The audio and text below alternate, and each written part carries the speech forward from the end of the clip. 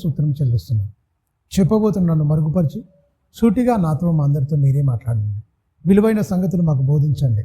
క్రీస్తు రాకడ సమయంలో తండ్రి దగ్గర పడుతున్న టైంలో తండ్రి నాయన ఈ అంచకాల పిలుపు చివరి గడియ దైవ పిలుపుగా తండ్రి మమ్మల్ని అందరినీ మీరు వాక్యం ద్వారా పిలుస్తున్నారు. మారమని మీరు హెచ్చరిస్తున్నారు.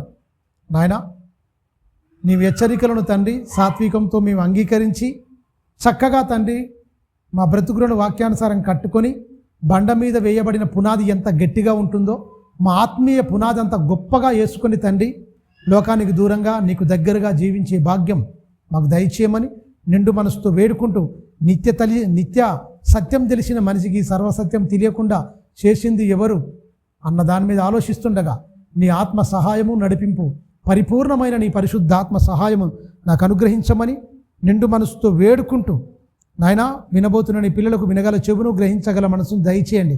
చెప్పబోతున్న నన్ను మరుగుపరిచి సూటిగా నాతో మా అందరితో మీరే మాట్లాడమని నిండు మనసుతో వేడుకుంటూ క్రీస్తునామని ప్రార్థన అడుగుతున్నాను తండ్రి, ఆమేన్. ప్రభునామం మీ అందరికీ వందనాలు, క్రీస్తులో శుభాలు. పోయిన వారం మనం యాకోబు పత్రికలో మనం చూసుకున్నాం. యాకోబు పత్రిక మళ్ళీ మనం ఒకసారి చూసుకుందాం. యాకోబు పత్రిక 3వ అధ్యాయములో అన్నిటి ఎలా లోబర్చుకుంటున్నాడు మనిషి, ఎలా ఉన్నాడు అని కొద్ది విషయాలు మనం ఆలోచించాం. దాని నుంచి మనం స్టార్ట్ చేసుకుందాం.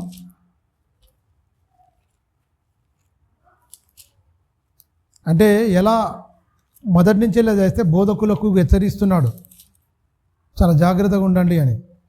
3వ అధ్యాయము యాకోబు పత్రిక 3వ అధ్యాయము మొదటి నుంచి వెళ్ళి చాలా జాగ్రత్త చూస్తే, నా సహోదరులారా, బోధకులమైన మనము మరీ కఠినమైన తీర్పు పొందుదుమని తెలుసుకొని మీలో అనేకులు బోధకులు కాకుడి. ఏమంటుండే హెచ్చరిక? సహోదరులారా, నాయన మీరు వాక్యము చెప్పడానికి చాలా జాగ్రత్తగా మీ బతుకు అనేది కొలమానంగా ఉండాలి. ఏది ఉండాలి? బ్రతుకు అనేది కొలమానంగా ఉండాలి. పరిశుద్ధత లేకుండా, యథార్థత లేకుండా, నీతి లేకుండా లోకమంతా మనసులో పెట్టుకొని వాక్యం చెప్తే ఎలా ఉంటుంది? ఇప్పుడు ఈ రోజు ఉన్న బోధకులు అందరూ తయారైందండి. లోకాశలు నింపుకొని శరీర సంబంధమైన విపరీతమైన ఆశలతో, కోరికలతో వీటిని ఏమాత్రం చంపుకోకుండా వాటి యందే ఆశ కలిగి, వాటి యందే వాటి కోరికలు తీర్చుకోవడం యందు ఆశ కలిగి బోధిస్తూ ఈ బోధన నిమిత్తం ఏం చేస్తున్నారు? మనుషులను లాభం నిమిత్తం మనుషులను కొనియాడుతూ దైవభక్తి గొప్ప లాభ సాధనమై ఉన్నదని అనేకులను ఏమారుస్తున్నారు. మొత్తం అంతేనా? అనేకులను ఏమారుస్తున్నారని మనం చెప్పొచ్చు. చాలా జాగ్రత్తగా మనం చూస్తే మీరు బోధకులు కాకుండా ఇష్టం. అందుకనే మరొక మాట అంటుండే హెచ్చరిక, మరీ కఠినమైన తీర్పు పొందమని తెలుసుకొని మీలో అనేకులు బోధకులు కాకుండండి. అనేకమైన బోధలు వచ్చినాయి చిత్ర విచిత్రంగా. మీరు గమనించండి. మన కుక్కడిపల్లి ఒక ఆమె చనిపోయింది, ఒక అమ్మాయి. 4 రోజుల నుంచి ప్రార్థన చేస్తున్నట లేస్తుందని. చచ్చిపోయిన శవానికి ప్రార్థన చేస్తే లేస్తుందండి? ఏంది అజ్ఞానం? ఎవడా బోధకుడు ఎవడాడు? వీళ్ళెవరు చెప్తురు? ఏంది అజ్ఞానం? ఇప్పుడు లేపుడు కాదు, పునరుత్థానంలో క్రీస్తు రాకడలో లేపుతాడు. ఇప్పుడు చచ్చిపోయినామంటే కథ తీసుకుపోయి పాతేయడమే తప్ప ఇంట్లో పెట్టుకొని ప్రార్థన చేస్తే ఎక్కడ లేపుతాను ఉంది? బైబిల్లో ఎక్కడ లేపుతాను ఉంది? అంటే ఈ దొంగ బోధలన్నీ, ఈ దొంగ మాటలన్నీ మూఢభక్తి చేస్తురు. మొత్తం మూఢభక్తి చేస్తురు. ఆ మూఢభక్తికి వచ్చేదేముంది? ఏమవుతుంది? నరకం వస్తుంది. జనాలందరూ ఎలగొట్టి వాసన మొత్తం భయంకరమైన స్మెల్ వస్తుంటే మొత్తం అందరు పిలిచి ఏంది కంగారు అంటే ప్రార్థన చేస్తున్నాడు 4 రోజుల నుంచి. అది పిచ్చి పట్టింది వాళ్ళకు. మీరు గమనించండి. వింత పరిశుద్ధమైన రక్తమే ఎక్కియాలి. అమ్మాయికి రక్తహీనం ఉందట. అమ్మమ్మ మనసులో రక్తం వేద్దు, పరిశుద్ధమైన రక్తం ఎక్కియాలి. ఎవరు చెప్పింది మాట? ఎవరు చెప్పిండు? రక్తం తక్కువ ఉంటే నువ్వు బ్లడ్ బ్యాంక్ వెళ్ళి రక్తం తీసుకో, లేకపోతే నీ సమీపమైన బంధువుల్లో ఉంటే రక్తం ఎక్కించుకో. రక్తములో పవిత్రత ఉంటుందా? బతుకులో పవిత్రత ఉంటుంది. క్రీస్తు రక్తం పవిత్రమైంది. నీ మాటలు, నీ బ్రతుకు మంచి ఆలోచనలు ఉంటే మంచిగానే మారిపోద్ది అంతా. మీరు గమనించండి. అది ప్రాణానికి ఆధారం. రక్తం అనేది ఏంటి? ప్రాణానికి ఆధారం రక్తం. దాంట్లో ఎన్నో క్రిములు ఉంటాయి, ఎన్నో ఇదిగా ఉంటాయి. మీరు గమనించండి. మూఢభక్తి చేసిరు. ఆడోడు చెప్పిడో వీళ్ళు పోయిరు. అందుకనే బోధకులు కాకూడదు అని చెప్తూ అనేక విషయములలో మనమందరము తప్పిపోవచ్చున్నాము అంటాడు క్లియర్గా. తప్పిపోతున్నాం అని చెప్పి 2 కింద మూల భాషలు ఏముంది చూడండి, తొట్టిల్లుచున్నాము. తప్పిపోతున్నాం అంటే కింద ఏమంటున్నాడు? తొట్టిల్లుచున్నాము, పడిపోతున్నాము, పరిశుద్ధ లేఖనాల ప్రకారంగా బతకకుండా పడిపోతున్నాం. ఎంత భయంకరం. చెప్పిండు దేవుడు ఖచ్చితంగా మంచిగా ఉండాలి, నీతిగా ఉండాలి, యథార్థంగా ఉండాలి, భక్తిగా ఉండాలని చెప్పిండు. ఎక్కడ భక్తి? మీరు గమనించండి. మనిషిలో మూఢభక్తిలోకి వెళ్ళిపోయిండు, మూఢనమ్మకాల్లోకి వెళ్ళిపోయిండు. మీరు గమనించండి, భయంకరమైన పరిస్థితిలోకి మనిషి వెళ్ళిపోయిండు. అందుకనే జబడైనను, మీరు గమనించండి,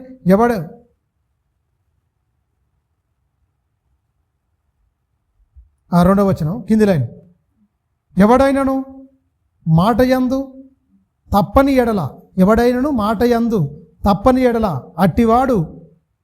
అట్టివాడు లోపము లేనివాడై తన సర్వ శరీరమును స్వాధీనపరచుకొన శక్తిమంతుడు. అంటే ఏమంటుండు? లోపము లేకుండా ఎవడైనా అలా ఉంటే మాత్రం చాలా గొప్పది, లోపము లేనివాడై ఉండాలంటుండు. లోపాలను దిద్దేది బైబిలు. లోపాలు ఉంటాయి ఖచ్చితంగా, లోపాలు దిద్దుకునేది బైబిలు. వాక్యం ఇంకోటి ఏమంటాడు? అద్దము లాంటిది, నీ అంతరంగాన్ని చూపించేది, నీ లోటుపాట్లన్నిటి. ఇంట్లో ఉన్న మన పై రూపం చూపిస్తే లోన అంతరంగాన్ని చూపించేది దేవుని వాక్యం అనే అద్దం. అంతేనా? అందుకనే ఖచ్చితంగా లోపము లేనివాడై ఉండాలంటాడు. ఖచ్చితంగా ఎవడైనను లోపము లేనివాడై మాట తప్పకుండా, మాట యందు తప్పని ఎడల, మాటలేని తప్పని ఎడల అంటే ఏది ఉంటుందో అదే మాట్లాడేవాళ్ళు, అలే ఉండాలి, అలాగనే ఉంటే చాలా మంచిది అని చెప్తుండు. చూడండి, అలాంటి చెప్తూ ఇక్కడ సర్వశరీరము స్వాధీనపరచుకున్నవాడు అని చెప్తున్నాడు మొత్తం. ఇక గుర్రముల గురించి దాని గురించి మొత్తం మనం పోయిన వారం చెప్పుకున్నాం కదా. శక్తిమంతుడై ఉండాలి అని చెప్తున్నాడు. ఆ శక్తిమంతుడై లేకనే శరీర సంబంధులుగా మారిపోయి, ఎందుకంటే 3 ఆయుధాలతో బతున్నాడు మనిషి. 3 ఆయుధాలు ఉన్నాయి సాతానికి. ఏమిటేంటిది? నేత్రాశ, శరీరాశ, జీవపు డంబం. ఇది దుష్టుడు మనిషిలో పుట్టించింది. సర్వలోకాన్ని మాట ద్వారా కలగజేసిన దేవుడు, మనిషిని కూడా తన హస్తములతో నిర్మించుకున్న దేవుడు, మనిషిలో ఏముండాల? పరిశుద్ధత కోరుకుంటున్న దేవుడు అపవిత్రత తీసుకొచ్చి శరీరాశ, నేత్రాశ, జీవపు డంబం.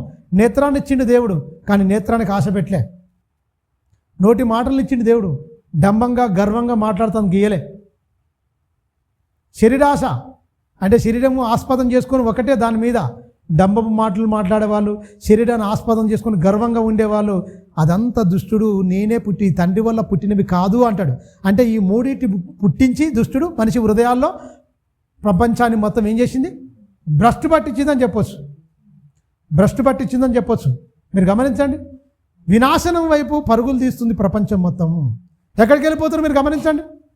ఎక్కడికి వెళ్ళిపోతారు? ఆశలు చూపించి బోధ చేస్తారు, లేదా? అవునా కదా? ఆశలు చూపించి బోధ చేసే వాళ్ళు ఏంటి? మీకు ఇది వస్తుంది, మీకు అది వస్తుంది చెప్తారా లేదా? శరీర సంబంధమైన బోధలు అనేది ఏంటి? సత్యం తెలిసింది. మీరు అనేకులు బోధకులు కాకుండా అదే అన్నాడు. శక్తివంతులై ఉండాలని చెప్తుండు. మీరు గమనించండి, బోధల్లో ఏమొచ్చింది? బోధ అనేది కల్తీ అయిపోయింది. బోధ అనేది కల్మషం అయిపోయింది. అంటించిరు మొత్తం. ఆత్మ సంబంధమైన బోధను కాస్త శరీర సంబంధమైన బోధగా మార్చేసి అందరి శరీర సంబంధాలుగా మార్చేసిరు. దుష్టుడు ఏంటి? నాకు దక్కని పరలోకము, నాకు దక్కని సింహాసనము, నాకు దక్కని ఆ లోకం మీరు పోతారు. పోకుండా ఉండాలంటే క్రీస్తు రక్తములో కడగబడిన వారిని సైతము పోకుండా అడ్డుగించింది ఏంది? నీ నేత్రాశ, నీ శరీరాశ, నీ జీవుడమ్మ. ఆ మూడిట్లలో పడిపోయారు. ఆ మూడిట్లో లేనివాడే శక్తివంతుడు. ఆడే చెప్తుడు చూడండి, ఎవడైనను మాట యందు తప్పని ఎడల అట్టివాడు లోపము లేనివాడై తన సర్వ శరీరమును స్వాధీనమందు ఉంచుకునే శక్తిమంతుడు అగును. ఆడుండాలి. ఉన్నారా? శక్తిమంతులు ఉన్నారా? భక్తిహీనులు ఉన్నారు కదండి ఎక్కువ. శక్తిమంతులు ఏడున్నారు? ఎప్పుడు భక్తిహీన వస్తుంది, ఎప్పుడు శక్తిమంతుడు అవుతాడు? సర్వ శరీరం మీద అంటే నేత్రాశ, శరీరాశ, జీవపడ, ఈ 3 లేనివాడే శక్తివంతుడు. ఈ 3 ఒకటి ఉన్నా సరే శక్తిహీనుడే. అదే కదా బైబిల్ చెప్తుంది. లోపము లేనివాడే అంటుడు మంచిగా. తన సర్వ శరీరాన్ని ఆధీనంలో ఉంచుకునేవాడు. చూసిన దానిక కళ్ళు చూసిన దగ్గర పోయి పరిగెత్తడానికి వీల్లేదు. గమనించండి. మాట అందు లేనిపోయిన అబద్ధాలు, కొండాలు, ఈ దరిద్రం ఇదంతా చెప్పడానికి వీల్లేదు. ఉన్నది ఉన్నట్టే మాట్లాడాలి అంతే. అన్నది ఉన్నట్టే మాట్లాడు తప్ప మనం ఏదో కల్పించి గిట్టించి రకరకాల ఈ అన్ని చెత్త మాటలు మాట్లాడద్దు. దేవుడు ఒప్పుకోడు. మీరు గమనించండి. అందుకని ఒకసారి చూడండి, లూకా సువార్త యేసుక్రీస్తు మాట్లాడుతున్న మాట 15వ అధ్యాయం. యేసుక్రీస్తు మాట్లాడుతుంది చూడండి. యేసుక్రీస్తు మాట్లాడుతుండు. వైద్యుడైన లూకా గారు రాసిండు, కానీ యేసుక్రీస్తు మాట్లాడిన మాటలు ఆయన రాసిండు. ఆయన వెళ్ళిపోయినాక రాయబడ్డాయి. 15వ అధ్యాయం చూడండి, లూకా సువార్త 15వ అధ్యాయం 4వ వచనం చూడండి.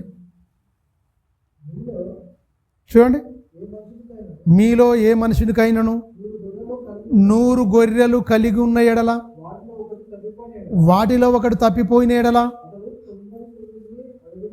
అది 99 అడవిలో విడిచిపెట్టి తప్పిపోయిన దాని కొరకు దొరుకు వరకు దాన్ని వెతక వెళ్ళడా? యేసుక్రీస్తు ఒక ఉపమానం చెప్తుండు.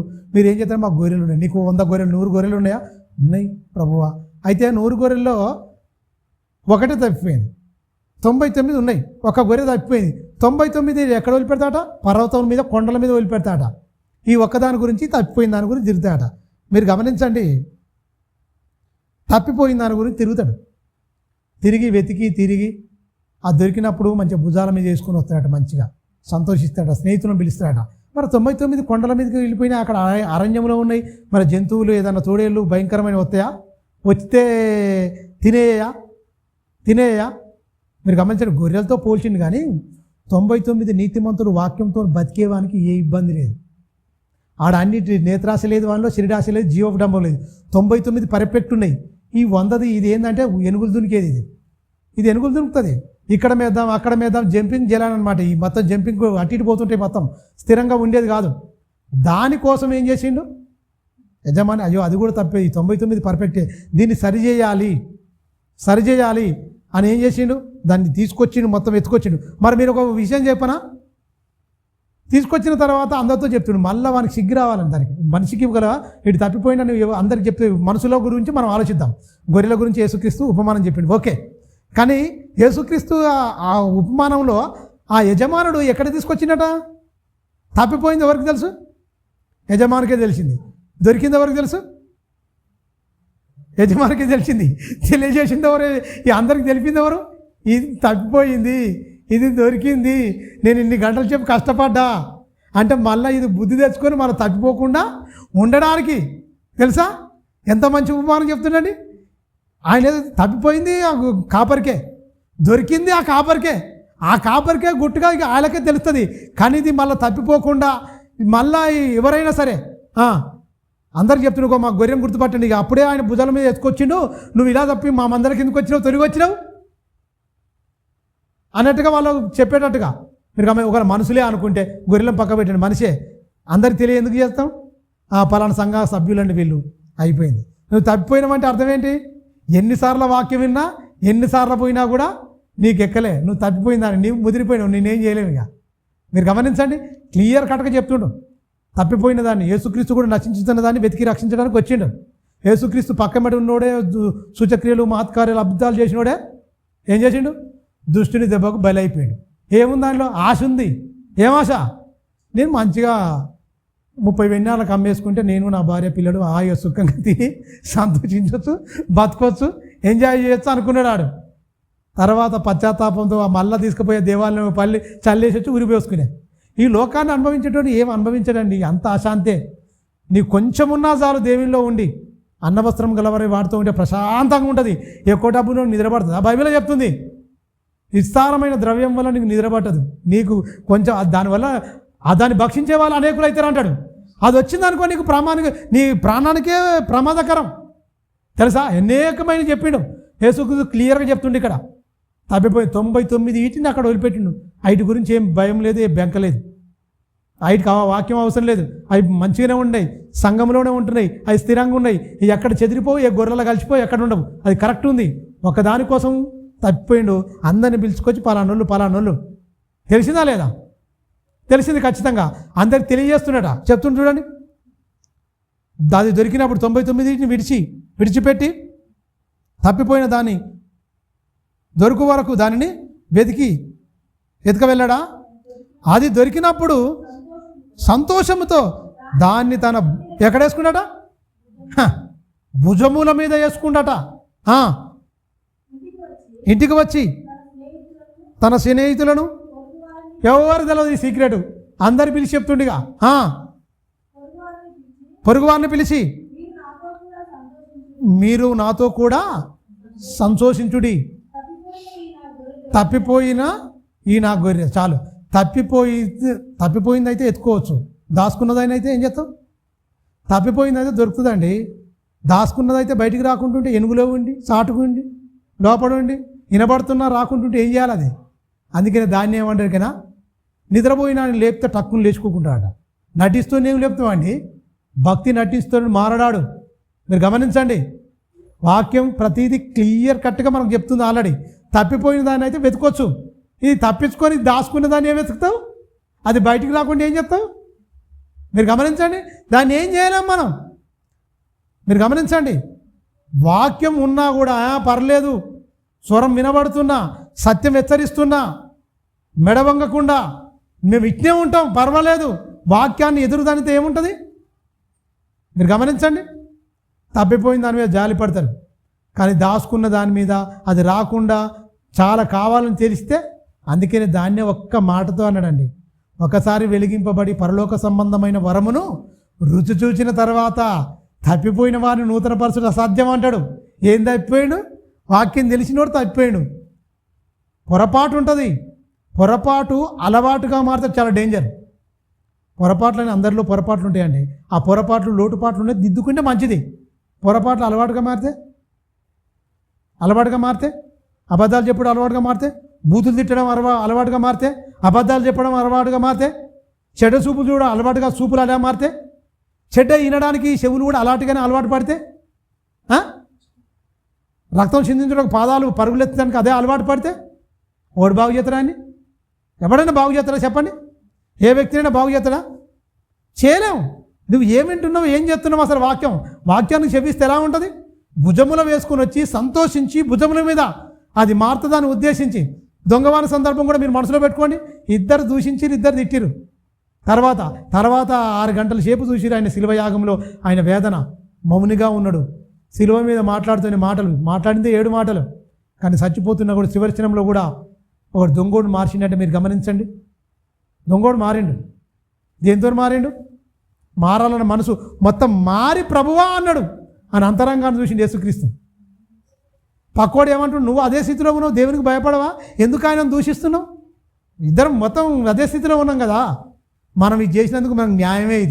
మనం చేసిన దొంగతనాలు, మనం చేసిన బందిపోటు దొంగలు, ఎంతోమందిని ప్రాణహత్య చేసి నరహత్య చేసినాం, దోసుకోవడానికి పోయి మామూలుగా చేసినామా? మనం చేసిన పనులకు ఇది న్యాయమే, ఇది అనుభవిస్తున్నాం. కానీ ఏ అన్యాయం చేయలేదు, ఈయన ఎందు ఏ పాపం లేదయ్యా, చాలా మంచివాడు అన్నాడు. అది నిజమైన మార్పు. మారామని నటిస్తూనే నువ్వు మార్చలేవు. తప్పిపోయిన దాన్ని తీసుకురావచ్చు, కావాలని తప్పించుకొని సాటుకున్న దాన్ని ఎనుగులో ఉండి అక్కడనే ఉంటే దాన్ని ఏం వెతుకుతావు? తప్పించుకొని తినేదాన్ని ఏం వెతుకుతావు? మీరు గమనించండి. దైవసేవకులు అంటారు నాతో, అజా ఇట్ట సంగతి, తప్పిపోయిన ఒక గొర్రెని ఎత్తుకొద్దంటే, మీకు గొర్రె ఏది తప్పిపోయింది ఏం కదా, ఆ మాత్రం తెలియకుండా ఎవరేం బోధిస్తలేరు, ఏం మాట్లాడుతున్నారు? ఏ గొర్రె తప్పిపోయింది ఏం కదా, అది ముదిరిపోయింది. అది దాన్ని తప్పిస్తే మనం ఏం చేస్తాం? ఈ వాక్యాన్ని తీసి మాట్లాడే వరకు కింపు అనకుండా అయిపోయారు. అంటే వాక్యం తెలియకుండానే బోధిస్తున్నామా? వాక్యం లేకుండా అంత ప్రేమ లేని ఉన్నామా? ప్రేమ ఉన్నది కాబట్టి హెచ్చరిస్తున్నాం. ప్రేమించేవాడే అన్నీ. ఎందుకంటే మేలు చేయ స్నేహితుడు ఏం చేస్తాడు? గాయం రేపుతాడు. పగవాడు ముద్దులు పెడుతూ ఇష్టపడతారా, హెచ్చరిస్తూ ఇష్టపడతారా అని అడిగిన. అంతే అయ్యగారు అంటు. మరి అదే ఎవరిని ఇష్టపడతాడు? ముద్దులు పెడుతూ ఇష్టపడతాడు. ఏంది నువ్వు వీడు కరెక్ట్గా ఉండు అంటే ఏమంటారు? ఇది వద్దు, ఇది కఠినమైన మాట, ఎవరు వింటాడు? అంతే. మేలుగోరుటోడు ఏం చేస్తాడు? నీ ఆత్మను తప్పించాలి, నరకం నుంచి అంటే ఏం చేస్తాడు? సరిగా బతుకు, నీ బతుకు బాగలేదు, వాక్యానుసారంగా నీది లేదు అని హెచ్చరిస్తాడు. ఖచ్చితంగా హెచ్చరిస్తే నీకు నొప్పి అయితే నేనేం చేస్తా? వాక్యం నువ్వు ఎవరిది? నేను బాగలేకుండా నన్ను బాగు చేసేది నీకు లాగా, నీ ఒక్కరి మీదనే కాదు ఆ వాక్యం. అవి ఉన్నాం మనం ఎంతమంది ఉన్నామో అంతమందికి తగిలేది ఈ వాక్యం. చెప్తున్నా నాకు తగులుతుంది వాక్యం, వింటున్నా మీకు తగులుతుంది. అందరినీ సరిచేసి పరలోకానికి సిద్ధపరిచేదే దేవుని వాక్యం. అందరు పర్ఫెక్టా?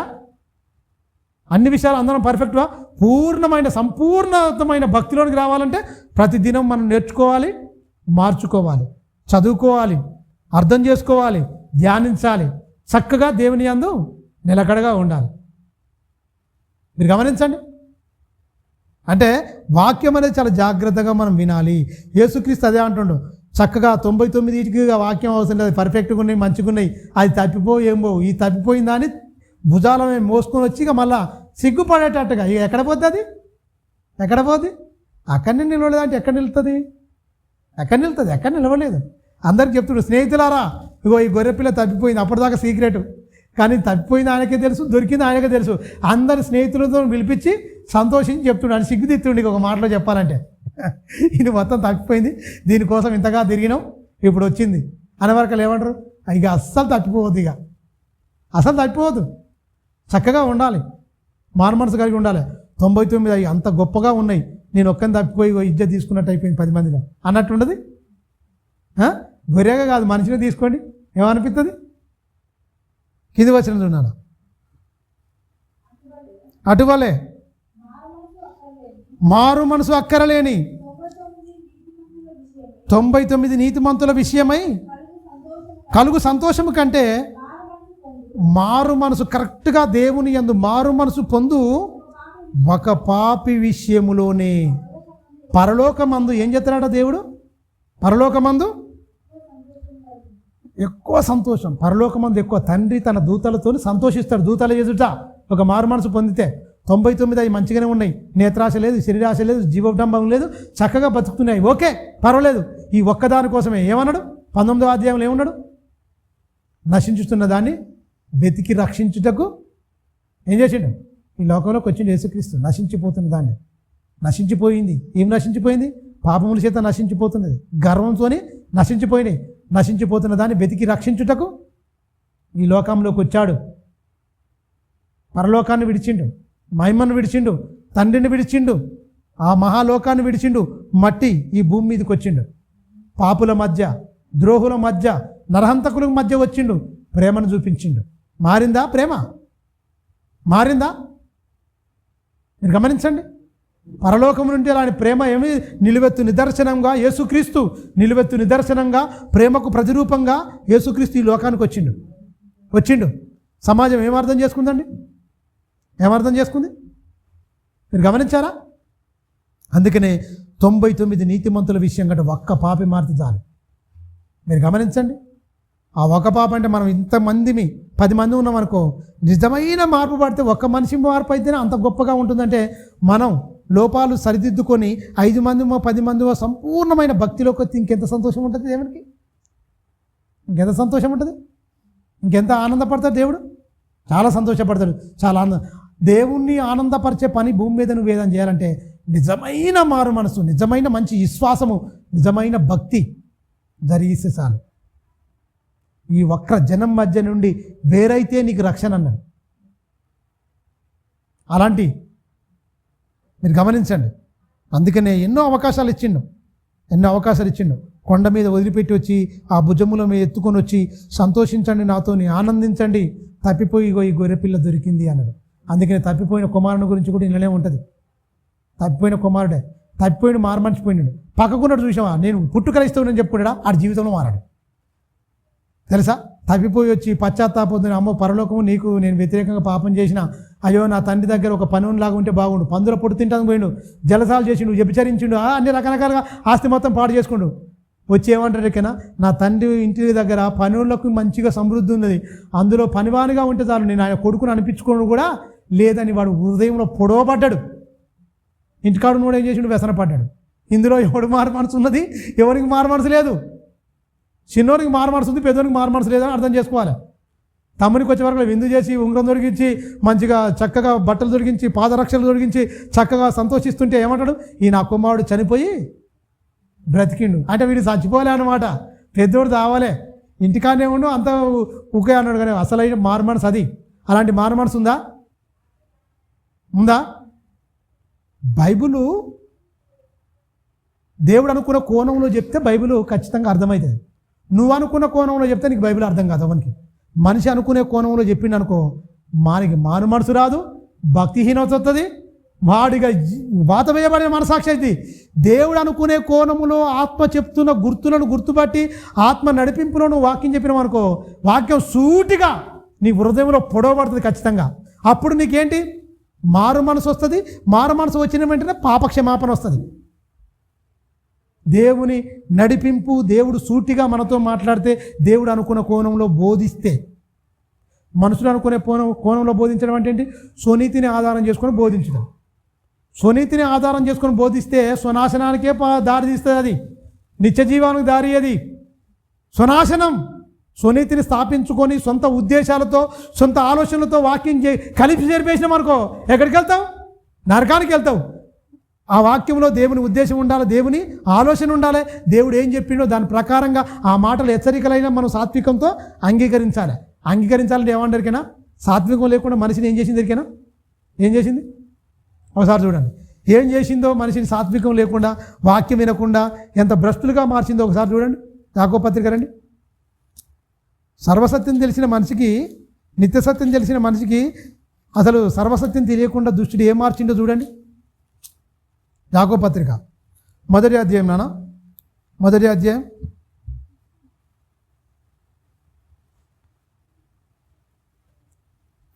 21వ వచనం.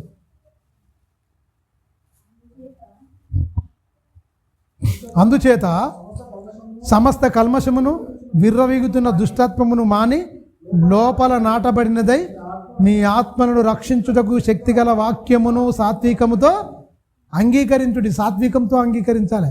మనిషిని అంగీకరించకుండా, దేవుని వాక్య ప్రకారం బతకకుండా ఏమైపోయిందట? ఏమైపోయిందని చెప్తున్నాను. విర్రవీగుతున్న దుష్టత్వము. మనిషిలో దుష్టత్వం ఉంటే ఇక దైవత్వం ఎగిరిపోతుంది. దైవత్వం నీకు రాదు. మనిషిలో ఏముందట? హృదయంలో దుష్టత్వం ఉందట, కల్మషం ఉందట, విర్రవీగుతున్న దుష్టత్వముడా. కల్మషాన్ని కడుక్కోమని చెప్పిండు. మరి కడిగే బోధలే ఉన్నాయా? మీరు గమనించండి, లోకంలో మెచ్చుకునే బోధలు ఉన్నాయా? మెచ్చుకునే బోధలు ఉన్నాయి. అందుకే ఎవడు సరి చేయబడతలేడు. నిన్ను నన్ను, నాలో లోపాలుంటే నన్ను దిద్దుతుంది, నీలో లోపాలుంటే నిన్ను దిద్దుతుంది. అందరూ పర్ఫెక్ట్ ఎవరు గారు భూమి మీద. కొన్ని ఏదో చిన్న చిన్న లోపాలు ఉంటాయి. ఆ చిన్న చిన్న లోపాలు అధిగమించాలంటే దేవుని దగ్గర మోకాలు వేసి ప్రార్థన చేసుకోవాలి. ఖచ్చితంగా నేర్చుకోవాలి, మార్చుకోవాలి. రాత్రి ఎవడు భక్తుడు కాడు. మనకు సమయాన్ని అవకాశం ఇస్తున్నట్టు ఏంటి? నేర్చుకోవాలి, మార్చుకోవాలి. ఖచ్చితంగా తండ్రి నాలో వాక్యమైన అర్థంలో చూపిస్తారు. ఖచ్చితంగా అయ్యా, ఈ అంతరంగం నీకు వ్యతిరేకంగా నా హృదయం ఆలోచనలు ఇలా ఉన్నాయి, ఇవన్నీ తీసేయి. సంపూర్ణమైన అధికారానికి నిన్ను ఒప్పుకుంటున్నాను. నన్నే నీ అధికారానికి ఒప్పుకుంటున్నా. నాలో నా విరవీస్తున్న దుష్టత్వం, సమస్తమైన కల్మషము ఇగో పోవాలి. ఖచ్చితంగా క్రీస్తు రక్తాన్ని నేను ఆశ్రయిస్తున్నాను, పరిశుద్ధాత్మని నేను ఆశ్రయిస్తున్నాను. నాలో నుంచి ఇవన్నీ తొలగించని కన్నీటి ప్రార్థన ఉందా? నీ హృదయం మొత్తం కుమ్మరించినవా దేవుని దగ్గర? కుమ్మరిస్తే పోద్ది, పర్వాలేదని కప్పుకుంటే. మీరు గమనించండి.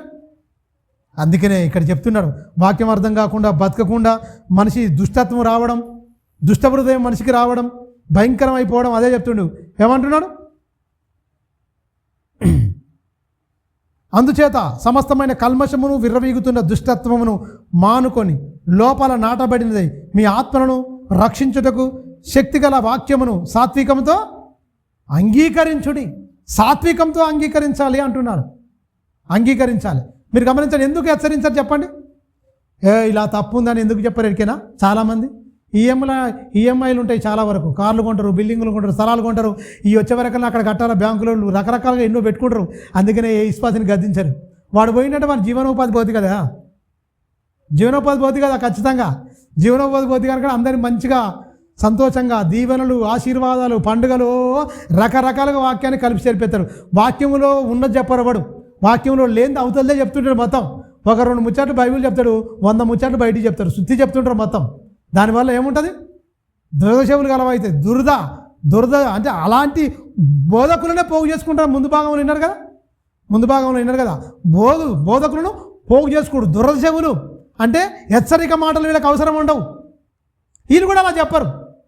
ఎందుకంటే వీళ్ళలోనే దురాశ కలిగి ఉన్నది. ఎలాంటి ధనాపేక్ష అనే దురాశ కలిగి ఉన్నది. ధనాన్ని అపేక్షిస్తున్నావు కాబట్టి మనిషి నువ్వు సరి చేయలేవు. వాళ్ళు ఏమిస్తారు? వీళ్ళని పొగిడితే వీళ్ళు ఏమిస్తారు, వాళ్ళని పొగిడితే వాళ్ళు ఏమిస్తారు. నువ్వు మనసుల వైపే నువ్వు చెయ్యి చాపుతున్నావు కాబట్టి, మనసుల వైపే నీ కళ్ళు చూస్తున్నాయి కాబట్టి ఎవరు నువ్వు గద్దించలేవు, ఎవరు నువ్వు సరి చేయవరు. అసలు నీకే పరలోకం ఉండదు. దౌర్భాగ్య చెప్తున్నావు, నీకే ఉండదు పరలోకం. వాళ్ళని సరి చేస్తావు, వాళ్ళందరినీ శరీర సంబంధంగా మార్చేసి నువ్వు ఒక దురాశపరుడుగా నువ్వు మారి వాక్యం చెప్తే ఏమైపోతావు? నరకానికి వెళ్ళిపోతావు. మీరు గమనించండి, ఇవ్వబడిన కాలం చిన్నది. యేసుక్రీస్తు వాక్యం చెప్తుంటే శాస్త్రులు పరిశీలి పటపటపట పళ్ళు కొరుకుంది. ఎందుకు? మీరు చేస్తుందంతా భక్తిహీనత. అసలు పరలోకానికి దూరంగా నరకానికి దగ్గరగా మీరు చేస్తున్న ఈ మనుషులందరి కల్మషంతో నింపి ఏం చేస్తున్నారో మీరు చేస్తుందని కొరడా జులిపించండి యేసుక్రీస్తు. కొరడా జులిపించండి మొత్తం. శాస్త్రుడు పరిచయులు పటపట పండ్లు కొరుక్కొని ఆయన చెప్తున్న సద్బోధను, సుబోధ సంబంధమైన సద్బోధను అంగీకరించకుండా దుర్బోధకుడుగా మారిన వాళ్ళను సరిచేస్తేందుకు యేసుక్రీస్తు వచ్చి సద్బోధకుడిగా వచ్చి సద్విషయాలు చెప్తుంటే ఈ దుర్గుణాలు కలిగిన ఈ దుర్మార్గులు విన్నరా అని? హృదయం ఏముంది? దుర్గుణం ఉంది. మొత్తం దుర్గుణం ఉన్నవాడు ఈనాడు వాక్యం తెలుసా? అందులో విర్రబిగుతున్న దుష్టత్వం ఉంటుంది, సమస్తమైన కల్మషం ఉంటుంది, భ్రష్టత్వం ఉంటుంది. గమనించండి, ఆ వాక్యం అంగీకరించాలంటే సాత్వికం ఉండాలి. నువ్వు పటపట మనిషిని చూసి పనులు కొడుతున్నావు, నీకు ఎక్కడ సాత్వికం ఉండదు? నువ్వు దుష్టుడి సంబంధివి, నీకు ఎక్కడ వాక్యం ఉంటుంది? నువ్వు ఎన్ని పాటలు పాడుతుంది, నువ్వు ఎంత చేస్తుంది? ఎవరైనా సరే, నేను కూడా పాటలు పాడి నాలో ఇవన్నీ పగా ప్రతీకారం పెట్టుకుంటే ఎవరి మీద చెప్పేందుకు నా మీదనే నేను చెప్పుకుంటా. నేను పాటలు పాడుతున్నా, మంచిగా పాడేసి దేవా అని చెప్తున్నా, నాలోనే పగా ప్రతీకారం రగిలిపోయింది అనుకో, ఏమంటాడు దేవుడు? వేషధారి, నీ మాట చొప్పున నీకు జరుగుతుంది అంటాడు. సమయలు గ్రంథంలో ఒక సందర్భం ఉండదు. 2 సమయాలు 1వ అధ్యాయం 16వ వచనంలో ఉంటుంది. అమాలేకులో ఒకడు ఉంటాడు, వాడు సౌలు గారిని చంపేసాడు, నేనే అభిషేకుని అంటే ఆ బట్టలను చింపేసుకొని చాలా ఏడతాడు. వాని మాటలే వాని మీద ఉంటాయి అంటాడు. నువ్వేం చెప్తావో గాడి వాడు చచ్చిపోయింది చూడండి ఒకసారి సమయలు గ్రంథంలో. వాడు సభగాడు ఉండక వాడు వస్తుంటే ఈయన సౌలు గారు కోరుకుంటాడు నన్ను చంపేయని. నువ్వు వాడిని చంపినని వీడే చెప్పుకుంటాడు. మీరు గమనించండి, ఎంత కుక్క సాగు చస్తాడు. దావీదు గారు చంపేస్తాడు వాడిని. చంపేరు, నీ మాట చొప్పున నీకు సాక్షిగా ఉందిరా, నేను తీసుకుపోయి చంపేయని ఒకరికి అప్పగిస్తాడు తెలుసా? సమయలు గ్రంథము 2వ సమయలు గ్రంథము చూడండి, 1వ అధ్యాయం 6వ వచనం. నువ్వు ఏం చెప్తావో గదే, నువ్వు ఏం మాట్లాడతావో గదే వస్తుంది తెలుసా? నీ మాటలను బట్టే నువ్వు సాక్షివి. నీ మాట కానీ నీ పాట కానీ సాక్ష్యం ఉండదంటదండి. అక్కడ చెప్తుంటాడు 1వ అధ్యాయం చూడండి 16వ వచనం చదివినాడు. గిల్గో పర్వతం మందు నేను అకస్మాత్తుగా వచ్చినప్పుడు అంత సమాచారం మొత్తం తీసుకుంటున్నాడు. దావీదుకు చెప్తుండే ఒకడు, ఈ మొత్తం సౌలు గారు కత్తి మీద పడి ఆయన చచ్చిపోయినందుకు అయితే ఈయనకు అవకాశం వస్తుంది చంపడానికి. ఈయన చంపడు, ఎందుకంటే యెహోవా అభిషేకించిన వాడాడు. దావీదుని చంపడానికి ఈడేమనుకుంటాడు, దావీదు గారు మంచిగా పొగుడుతాడు, శత్రువు కదా, ఈయన చంపడానికి ఎతికింది కదా అని ఈయన అనుకుంటాడు. దావీదు మాత్రం అలా అనుకోడు, వీడిని చంపేపిస్తాడు. చూడండి, మనము 14-16 వచనాలు కలిసి ఉంటాయి. అందుచేత దావీదు భయపడకుము, యెహోవా అభిషేకించిన వారిని చంపుటకు నీవేలా అతని మీద చెయ్యి ఎత్తితివి. యెహోవా అభిషేకించిన వారిని నేను చంపితనని నీవు చెప్పితివే, నీ నోటి మాటే నీ మీద సాక్ష్యంగా ఉన్నది, నీ ప్రాణం తీసేసి చంపేరి అన్నాడు. నీ ప్రాణం నువ్వే ఉత్తరవాది. భూమి మీద ఉన్నావుగా, నిజమండి, భూమి మీద నువ్వేం మాట్లాడుతున్నావో అదే నీకు సాక్ష్యం. దావీదు గారు అన్నాడు, అదే నువ్వే చెప్పినావుగా. ఆడేదో బహుమతి ఇస్తాడు, బహుమానం ఇస్తాడని వీడు అనుకున్నాడు, పిచ్చోడు అనుకున్నాడు. దావీదు ఏమన్నాడు? యెహోవా అభిషేకించిన వాడు, అతను నువ్వు చంపుతావా? నీ మాటలు పట్టే నువ్వేమైపోయావు, ఈయన తీసుకుపోయి చంపేయరు అన్నాడు. అంతే, నీ ప్రాణానికి నువ్వే ఉత్తరవాది ఒకరికి చెప్పేవరకు అలా వాడు వచ్చి మీద పడి చంపేసి. మీరు గమనించండి, అది బాహ్య సంబంధంగా. నూతన నిబంధనలు ఏముండరికైనా నీ మాట చొప్పు నేను నీతిమంతుడు, అదే నీ మాట చెప్పున, నీ నోటి మాట చొప్పునే అపరాధి అని తీర్చబడతావు. నీ నోటి మాటలే నువ్వు ఎంత మంచోడువో, నువ్వు ఎంత దుష్టుడివో, ఇక అవన్నీ అవి సాక్షిగా ఉంటాయి అన్నాడు. సాక్షి అంటే నువ్వు నువ్వు పలికే ప్రతి మాట ఎక్కడ ఉంటుంది? నీ మీద సాక్షిగా ఉంటుంది. అంతే.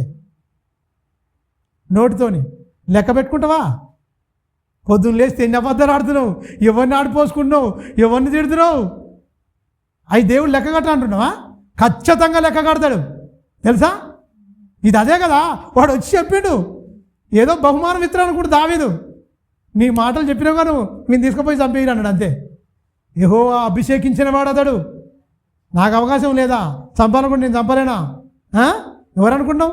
యోనాతాన్ చనిపోతాడు, పాపం సౌలు చనిపోతాడు, చాలా బాధపడతాడు, బట్టలు చింపుకొని మస్తు ఏడుతాడు దావీదు గారు. చాలా బాధపడతాడు. ఈ అధ్యాయంలో మొత్తం చూస్తే అధ్యాయం మస్తు ఏడుతాడు. మొత్తం సాయంత్రం వరకు అసలు ఉపవాసం ఉంటాడు దావీదు. అంత ఎతికి, అంత చంపి, అంత ఇది చేసినా అసలు అవన్నీ మనసులో పెట్టుకోడు. అంత మంచి ప్రేమ తెలుసా, దావీ అంత ప్రేమిస్తాడు. బాగా తెచ్చింది అనుకోలే, బాగా తెచ్చింది సావని ఏమన్నా నన్ను ఇంత వెతికి గుట్టల పొంటి చెట్ల పొంటి పరుగు తీసిన, నేను నన్ను బిడ్డనిచ్చిండు, బిడ్డతో ఇది చేసిండు, నాకు ఎవరితో సుఖం లేకుండా చేసిండు. మళ్ళీ ఈయన భార్యను ఇంకొకరికి ఇచ్చి పెళ్లి చేస్తాడు మీ కాలం. సౌలు మంచోడు అనుకుంటావా? వీళ్ళకి ఇచ్చి పెళ్లి చేసినా కూడా ఆమెను ఇప్పించి ఇంకోరికి ఇచ్చి పెళ్లి చేస్తారు. ఈ పనికి మాలిన పనులన్నీ చేసి మనసులో పెట్టుకోడండి. ఎవరు? దావీదు చాలా మంచివాడు, అందుకే నా ఇష్టానుసారం మనుషుడని ఉట్టేనే అనలే దేవుడు. ఎన్నో ఉన్నాయి ఆ ఒక్క విషయంలో తప్ప, ఉరియా భార్య విషయంలో ఆ ఒక్క విషయంలో తప్ప అన్ని మంచి గుణాలు కలిగిన వ్యక్తి. ఎవరు? దావీదు. అవసరం వచ్చి పగోడు చచ్చిపోయింది మంచిది అనుకోలే. నేను గమనించు, ఎవడైతే చంపిండని చెప్పిండో నీ నోటి మాటే నీకు సాక్షిగా ఉంది, నేను తీసుకుపోయి చంపేయండి, నీ ప్రాణానికి నువ్వే ఉత్తరవాది, నేను కాదు చంపేది, నువ్వే మాట ఇది చెప్పినావు ఆ మాటే నీ మీద సాక్షిగా ఉంటుంది, నేను తీసుకుపోయి చంపేయండి అని చెప్పింది. మీరు గమనించండి, బోధకుడు అనేవాడు సరిచేసేవాడు, బోధకుడు అనేవాడు తన శరీరాన్ని ఆధీనంగా ఉంచుకునేవాడు, బోధకుడు అనేవాడు ఏ ఆశలు లేకుండా బతికేవాడు. అన్ని ఆశలు కోరికలన్నీ మొత్తం కళ్ళన్ని పెద్ద చేసుకొని కోరికలన్నీ లోపలి తెచ్చుకొని బతికే లాభం. ఉన్నదాంట్లో నీకు కొంచెమే ఉండు, ఉన్నదాంట్లో సంతృప్తిగా ఉండు. నీకు నువ్వు ఏం తీసుకురా పోతే అప్పుడు ఏం తీసుకుపోవు. దిగంబరిగా నువ్వు వచ్చినావు, దిగంబరిగా పోవాలి. యోబు మాటలు ఎప్పుడు బుర్రలో తిరగాలి, బుర్రలో తిరగాలి, మన మైండ్లో ఉండాలి ఎప్పుడు. యోబు ఏమన్నాడు? దిగంబరిగా వచ్చిన నేను దిగంబరిగానే వెళ్తా, యెహోవా ఇచ్చును యెహోవా తీసుకుపోవును, యెహోవాకు మహిమ సూత్రము మహిమ కలుగును గాక. అంత ఉన్నతమైన స్థానంలో ఉండాలి, అది భక్తి. అలాంటి వారిని కోరుకుంటాడు దేవుడు. ఇచ్చాయి ప్రభా నాకు అన్నీ అడిగేవాడిని కోరుకోడు దేవుడు. అయ్యా నువ్వు ఇచ్చిన దాంట్లో చాలా, నువ్వు ఏ స్థితిలో ఉంచితే ఆ స్థితిలో ఉంటాను ఆయన అని దేవుని పాదాల దగ్గర పడి భక్తితోడు కావాలి దేవునికి. మీరు గమనించండి, దేవుని మీద ఎదురు తిరిగి దేవుడు ఎన్నో అవకాశాలు ఇస్తున్నా కూడా మారని మనిషిగా మారిపోయి దేవుడు ఎందుకు ఇవ్వాలి అవకాశం చెప్పండి? మీరు గమనించండి. అందుకని నీ ప్రాణానికి నువ్వే ఉత్తరవాదం క్లియర్ చెప్పాను. కిందికి వచ్చిన వాళ్ళు ఏమో జరిగినా ఒకడు మీద పడ్డాడు, కథం అతని చంపేసిండు, ఒకరిని పిలిపించిండు, వాడిని అతని మీద పడి వాడిని కొట్టి చంపేసిండు, హింసించిండు, ఒకటేసారి చంపలే, కొట్టి చంపేసినాడు. మీరు గమనించండి, మన మాటలు చాలా జాగ్రత్త. ఇవన్నీ మనకు పాఠాలు, గుణపాఠాలు లాంటివి. మనం ఎలా ఉండాలి, మనల్ని సరిచేయడానికే ఆదికాండం నుంచి వెళ్ళి ప్రకటన గ్రంథం వరకు 66 పుస్తకాలుగా తన మనసునే గ్రంథస్థం చేసి చేతికిచ్చింది ఎందుకు?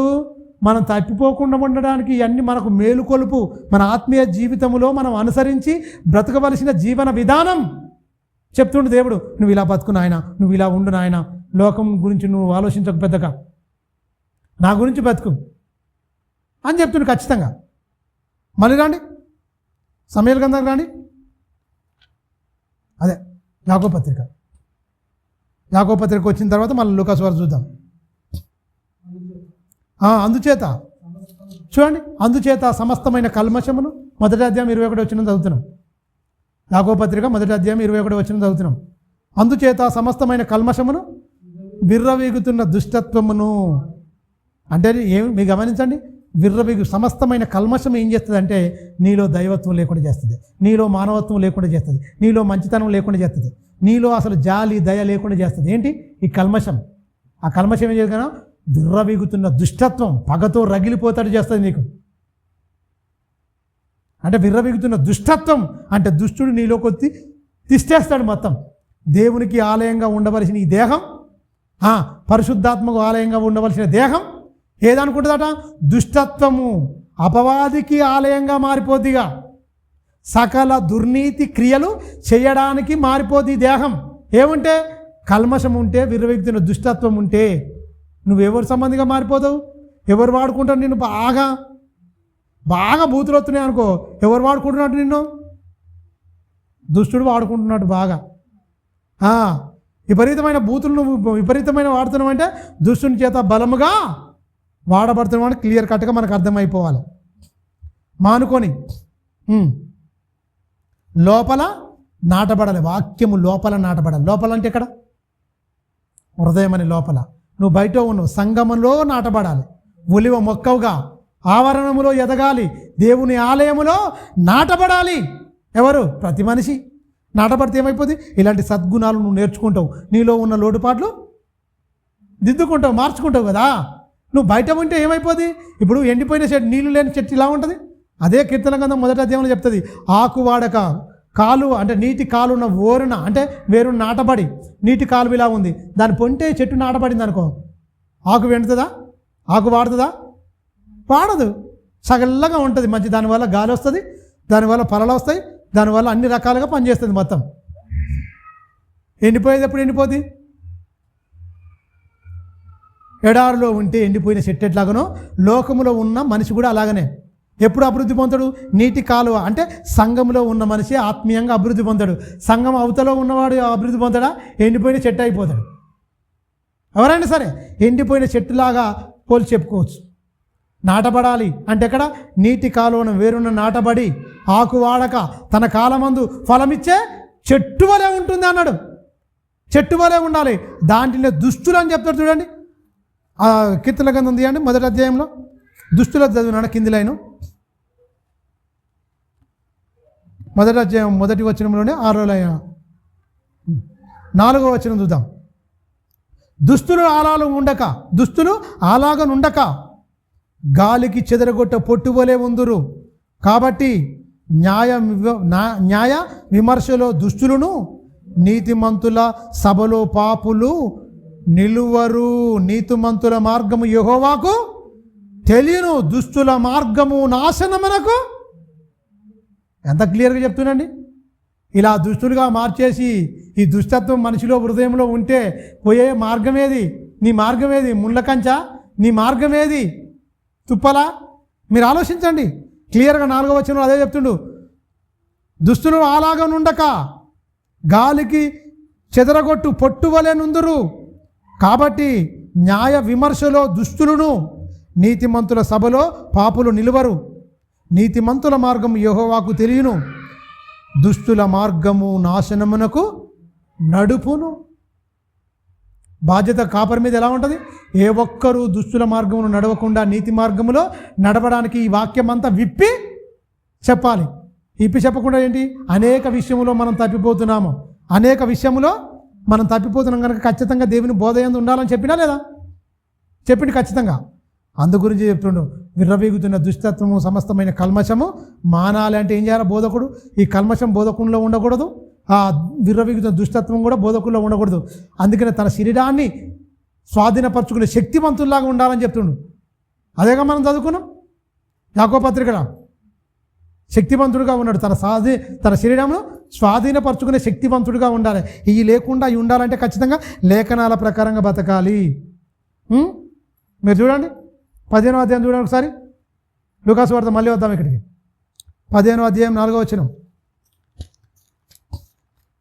4 అదే 100 గొర్రెల గురించి ఉపమానం చెప్తుండే యేసుక్రీస్తు. 100 గొర్రెల ఉపమానం.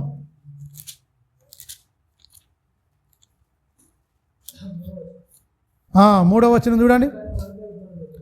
చూడండి. అందుకు ఆయన వారితో ఇట్లా నేను ఈ ఉపమానం చెప్పాను. మీలో ఎవరికైనా 100 గొర్రెలు కలిగి ఉండగా వాటిలో ఒకటి తప్పిపోయినలా అతడు 99 వీటిని అడవిలో విడిచిపెట్టి తప్పిపోయిన దాని కొరకు దాని దొరుకు వరకు దాన్ని ఎదక వెళ్ళడా? అది దొరికినప్పుడు సంతోషముతో దానిని తన భుజముల మీద వేసుకొని తన ఇంటికి వచ్చి తన స్నేహితులతో పొరుగువారిని పిలిచి, మీరు నాతో కూడా సంతోషించుడి, ఈ తప్పిపోయిన నా గొర్రె దొరికినదని వారితో చెప్పుచుండగా, అటువలనే మారు మనసు అక్కరలేని 99 మంది నీతిమంతుల విషయమై కలుగు సంతోషము కంటే మారు మనసు పొందు ఒక పాపి విషయములోనే పరలోకమందు ఎక్కువ సంతోషం కలగాలి. పరలోకమందు ఎక్కువ సంతోషం. మీరు గమనించండి. జక్కయ్య మారిండు, చెట్టు దిగిండు. జక్కయ్య చెట్టు దిగిరా, నీ ఇంటికి నేను ఉండవలసి ఉన్నది అన్నాడు. వచ్చిందా లేదా? మారితే జక్కయ్యలాగా మారాలి. అదే అసలైన మనసు. ఒక్కసారి మారిందంటే మళ్ళీ ఉండదు. మారితే ఎలా ఉండాలి? ఎలా మారాలి? మధ్యలేని మరియలాగా ఉండాలి. ఎలా మారింది మధ్యలేని మరియ? ఒకేసారి 7 దయ్యం పోయినాయి కథం. ఎలా గొప్పగా మారింది? యేసుక్రీస్తు పునరుత్థానం కూడా చెప్పింది ఆమె. లేచింది మొదట కనిపించింది ఆమెకే. మొదట సువార్త చేసిందే ఆమె. మధ్యలేని మరియ. మార్పు అంటే అది. మీరు గమనించండి. మార్పు పొందిన వాళ్ళు ఉన్నారు. ఒకేసారి నిజంగా దొంగవాడు మారిండు. ఒక్కసారి 6 గంటల వ్యవధిలోనే ఎన్నో వందల ప్రసంగాలు చేయలే, 100 మాటలు విన్నోడో సిలువై చంపేయనని అన్నారు. వందల మాటలు ఈ గుంపంతా మాయదారు గుంపంతా. కానీ ఆడు 6 గంటలు చేపెట్టిన అసలైన మార్పు వచ్చింది. ప్రభువా నీ రాజ్యంతో వచ్చినప్పుడు నన్ను జ్ఞాపకం చేసుకో అన్నాడు. అంత మంచి మాట. మారితే అలాగా మారాలి. మరి గమనించండి, అర్మతే యోసేపు అని ఒక గొప్పగా ఉంటాడు, రహస్య శిష్యుడు. వెంబడించలే ఆయనను, రహస్యంగా ఉంటాడు. వీళ్ళందరూ వెంబడించిన వాళ్ళందరూ పారిపోతారు, చెట్టుకోడు గుట్టకోడు అందరూ పారిపోతారు, ఎవరు ఉండరు.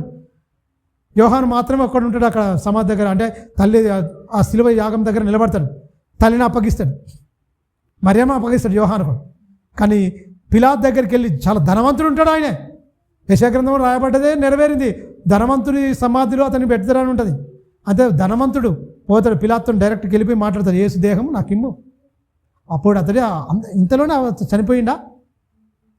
మీరు గమనించండి, ప్రాణం విడిచింది. ఆ శిలువ మించలు దిగి తను ఒలిపించుకునే రాయి పెద్ద కొండను ఒలిపించుకుంటాడు. అందులో రాతి సమాధిలో తన కోసం ఒలిపించుకునే రాతి సమాధిలో యేసుని తీసుకుపోయి పెడతాడు. ఎంత గొప్ప ధన్యత! అది నిజమైన మార్పు. అలాంటి వాళ్ళు గొప్ప స్నేహితులు అవుతారు. అలాంటి వాళ్ళు చరిత్రలో ఎక్కువ పెద్ద కనిపించాడు. ఆయన అర్మతే యోసేపు కనిపించాడు తెలుసా? కనిపించాడు. వస్తాడు అక్కడ సమాధి కార్యక్రమం కనిపిస్తాడు, మిగతాగా కనిపించాడు తెలుసా?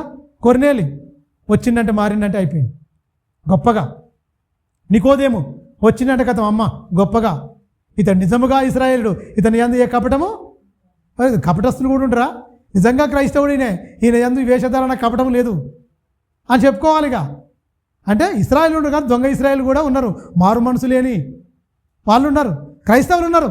కానీ మారు మనసు లేని దొంగ క్రైస్తవులు కూడా ఉంటారు. అవసరాలను నమ్మే క్రైస్తవులు ఉంటారు, ఆత్మను రక్షించుకునే క్రైస్తవులు వేల మీద లెక్క పెట్టుకోవచ్చు. అవసరాలకు వచ్చిన క్రైస్తవులు తండోపతండాలుగా వస్తారు. వీళ్ళందరూ ఏంటి, పొట్టు చాలా ఉంటుంది. ఒడ్లు పడతారు కదా, మిలియన్గా పోయి చూడాలి. బియ్యం బస్తాలు ఉంటాయి, పొట్టం పేద కొండలాగా ఉంటుంది. మీరు గమనించండి, దాన్ని ఇప్పేసినట్టు ఊరికే కాలిపీడిది అయిపోయింది, ఏం ఉండదు అది. మీరు గమనించండి, దేనికోసం ఆలోచిస్తారు? అందుకనే చాలా జాగ్రత్తగా ఉంటే 99 నీతిమంతులు ఒక పాపి విషయంలోనే పరలోకంలో మిగిలిన సంతోషిస్తాడు దేవుడు. సంతోషించాలి. దేవుడు సంతోషించేట్టుగా మన బతుకులు ఎలా ఉండాలి? చాలా జాగ్రత్తగా ఉండాలి. నూరుగుల గురించి చెప్తున్న ఉపమానం, తప్పిపోయిన దాన్ని వెతికి రక్షించాలని వచ్చిండు, అది తప్పించుకొని పోతుంటే దాన్ని ఏం చేయలేం, వదిలేసేయాలి. దానికి ఏ రెఫరెన్సు? ఎబ్రీ పత్రిక క్లియర్గా చెప్పిండు, అది ఎలిగింపబడి వాక్యం తెలిసి మారు మనసు అన్నీ చెప్పిండు మొత్తం. ఆ వచనం కూడా ఒకసారి చూడండి, ఆ బంగారు వాక్యం కూడా చూడండి. ఇది తప్పించుకొని పోనీ అని దాచుకునే ఉంటారు, అలాంటి వాళ్ళకి మనం చేసేది ఏం లేదు. 6వ అధ్యాయం ఎబ్రీ పత్రిక,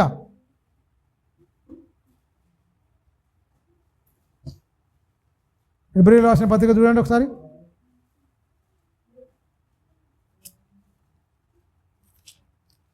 ఎబ్రీలు రాసిన పత్రిక 6వ అధ్యాయం మంచి మాట చూడండి, ఎంత మంచి మాట ఉందో అక్కడ. మొదటి నుంచి చదువునానా?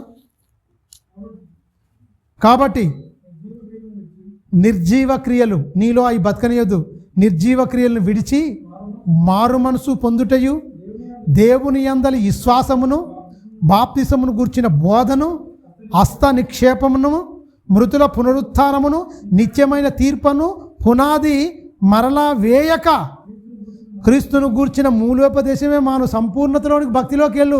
మారు మనసు, పాపక్షమాపణ, మారు మనసు అని బతుకున్నంత వరకు ఇదే చెప్తావా? మారు మనసు పొందు, అక్కడికి ఇంకా సంపూర్ణలాగాలి అంటున్నా. మృతుల పునరుత్థానము, క్రీస్తును గూర్చిన బోధ, మూలోపదేశమును మానుకొని సంపూర్ణ మగుటకు సాగిపోదుము. చూడండి, దేవుడు సెలవిచ్చిన ఎడల మనం అలాగూ చేదుమనియు. బాగా గమనించండి 4వ వచనంలో, ఒకసారి దేవుని గురించి తెలుసు, మారు మనసు తెలుసు, పాపక్షమాపణ ఇవన్నీ తెలుసు, పరలోకం ఉందని తెలుసు, నరకం ఉందని తెలుసు. ఈ లోకంలో ఎలా జీవించొద్దో ఎలా జీవించకూడదో తెలిసిన వ్యక్తులా తెలియని వ్యక్తుల గురించి చెప్తుండా? బాగా తెలిసిన వాడి గురించి చెప్తుంది ఇక్కడ. అర్థమవుతుందా? బాగా తెలిసిండు. బాప్తిసం, పరలోకం అంటే తెలుసు, పరిశుద్ధాత్మ తెలుసు, యేసుక్రీస్తు త్యాగం తెలుసు, తండ్రి సంకల్పం తెలుసు, ఈ లోకంలో ఎలా ఉండాలో తెలుసు, ఎలా బ్రతకకూడదో పర్ఫెక్ట్గా తెలిసిన వ్యక్తి గురించి చెప్తుండే ఇక్కడ. తెలిసిందట, ఒకసారి